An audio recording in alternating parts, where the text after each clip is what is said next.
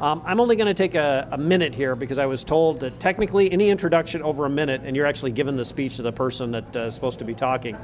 But it is my pleasure to introduce Neil Wallace to you this evening. And it's kind of odd because I did get to introduce Neil a couple of times in the past, and it's generally a literal introduction to people that he may not know. What? Too loud? I'll try to be louder. How's that? Does that work a little better? But almost everybody in this room, I would assume, knows Neil Wallace. And given the nature of what we've got going here tonight, this is a support activity, this is a fundraiser, this is because you have all decided that Neil Wallace would make a great supervisor. So giving you a history on who he is and the details doesn't make a lot of sense. But what I can tell you is who Neil Wallace is to me. So I knew Neil Wallace before we ran for the township board 4 years ago. And I've spent 4 years with him on the board. So I'll tell you what Neil Wallace is to me. Neil Wallace is the guy that will call you at midnight or 1 o'clock in the morning when he just can't stand not talking about an issue. Neil Wallace is the guy that will tell you, yes, we can, when you're ready to give up on trying to get a difficult problem solved.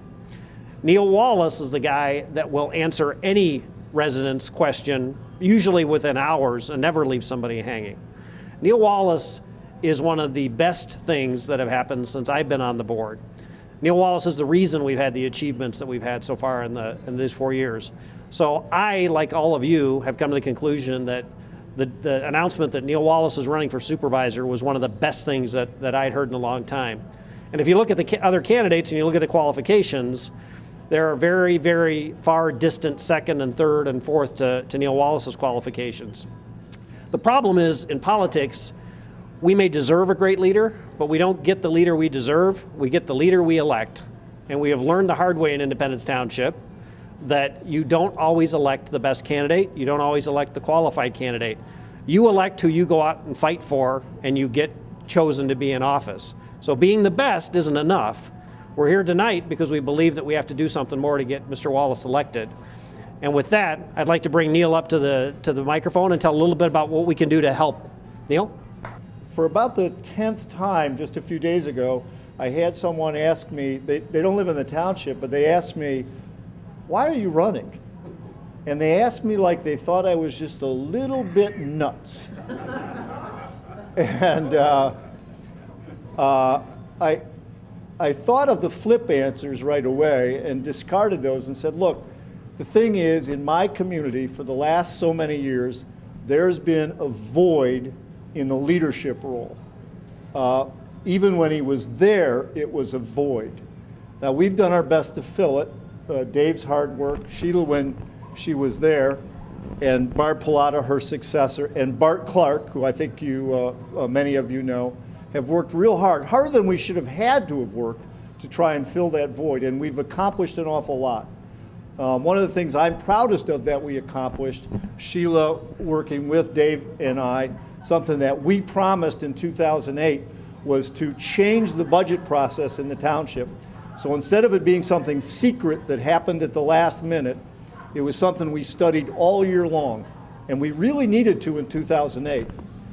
As a result of that and the Operations Review Task Force and the many committees that we started to bring citizens into the government, we do much better at the township now than they were doing just a few years ago.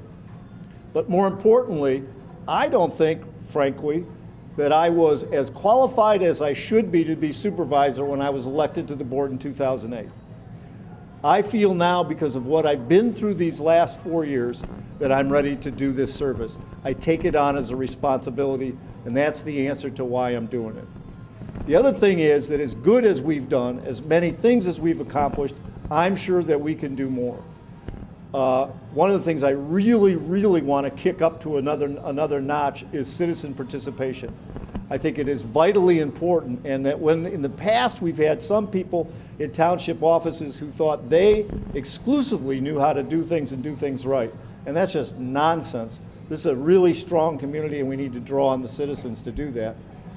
We also have fine employees. Sheila will tell you, and Dave knows too, we've got some really dedicated employees in township government, and they deserve better leadership than what they've had these last 4 years or so.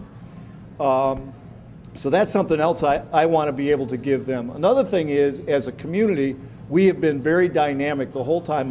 36 years I've lived here. We've grown and grown and grown. We're in a little bit of a stall like the rest of the world, but we're beginning to do some infrastructure things, and there's more we can do to grow into our master plan. That's something I want to accomplish with 4 more years. And the other thing is to make our government even more efficient by looking at cooperation and consolidation opportunities with other governments. As David indicated, I need your help. We have these things up here that talk about ways that you can help. The biggest thing you can do, though, is talk to your friends and neighbors and to folks that you know that vote. I might be crazy for taking this on, but I'm going to do it, and I intend to get elected. Thank you again for being here.